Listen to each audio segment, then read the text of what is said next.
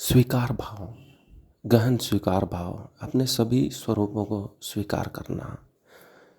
अर्जुन जब ज्ञान प्राप्त करता है तो कृष्ण के सभी स्वरूपों को देखता है और भयभीत हो जाता है।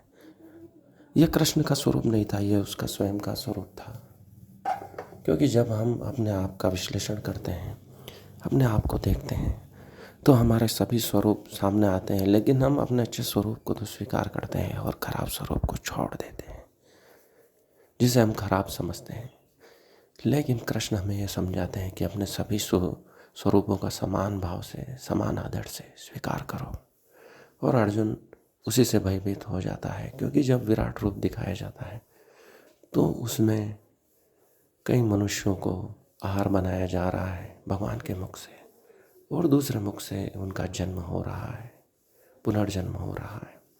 किसी मुख से अग्नि निकल रही है, कोई वराह अवतार में है, कोई कूर्म अवतार में है, कोई भयानक रूप में, कोई सुंदर रूप में। इन सभी दृश्यों को एक साथ देखकर अर्जुन भयभीत हो जाता है। लेकिन कृष्ण का उद्देश्य अपने सभी रूपों को एक साथ स्वीकार करना है। इस गहन स्वीकारण से ही गहन शांति का उदय होता है। लेकिन हम अपने सभी स्वरूपों को स्वीकार नहीं कर पाते हैं, यही हमारी अशांति का कारण है। हम लगातार ढूंढते रहते हैं अच्छी चीज़ें और बुरी चीज़ों को छोड़ना चाहते हैं। इसी से उद्विग्नता उत्पन्न होती है, अशांति उत्पन्न होती है, हमारे मार्ग अवरुद्ध होते हैं और हम वह तलाशते हैं जो हमें उपलब्ध नहीं है, और जो उपलब्ध है उसे स्वीकार नहीं करते हैं। कृष्ण जो उपलब्ध है, जितना भी उपलब्ध है, पूरा ब्रह्मांड जो उपलब्ध है, उसे स्वीकार करने की कह रहे हैं। चाहे उसका स्वरूप अच्छा हो, बुरा हो, जिसे आप मानते हैं, सभी को एक साथ स्वीकार करें। यही उनका विराट रूप है, यह ब्रह्मांडी रूप है।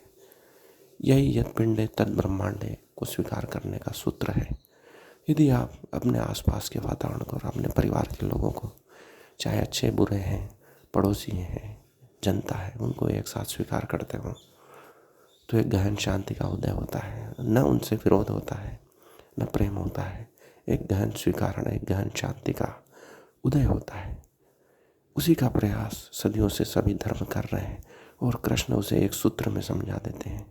18वें अध्याय के अंत में वह अपने सभी 18 अध्याय में जो ज्ञान प्रस्तुत करते हैं, उसका सार यही है कि जो कुछ उपलब्ध है उसे स्वीकार करो, और जो तुम्हें कर्म मिला है उसे करते रहो, फल की चिंता किए बगैर। क्योंकि फल देने का काम कृष्ण का है, कर्म करने का काम अर्जुन का है।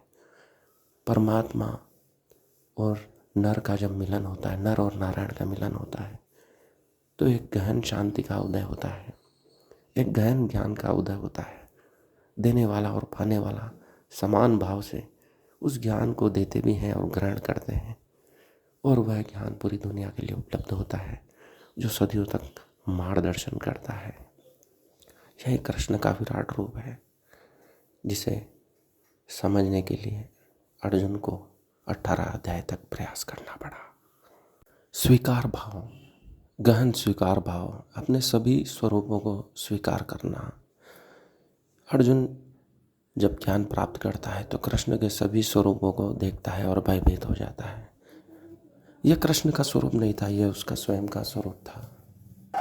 क्योंकि जब हम अपने आप का विश्लेषण करते हैं, अपने आप को देखते हैं, तो हमारे सभी स्वरूप सामने आते हैं, लेकिन हम अपने अच्छे स्वरूप को तो स्वीकार करते हैं और खराब स्वरूप को छोड़ देते हैं, जिसे हम खराब समझते हैं। लेकिन कृष्ण हमें यह समझाते हैं कि अपने सभी स्वरूपों का समान भाव से, समान आदर से स्वीकार करो। और अर्जुन उसी से भयभीत हो जाता है, क्योंकि जब विराट रूप दिखाया जाता है तो उसमें कई मनुष्यों को आहार बनाया जा रहा है भगवान के मुख से, और दूसरे मुख से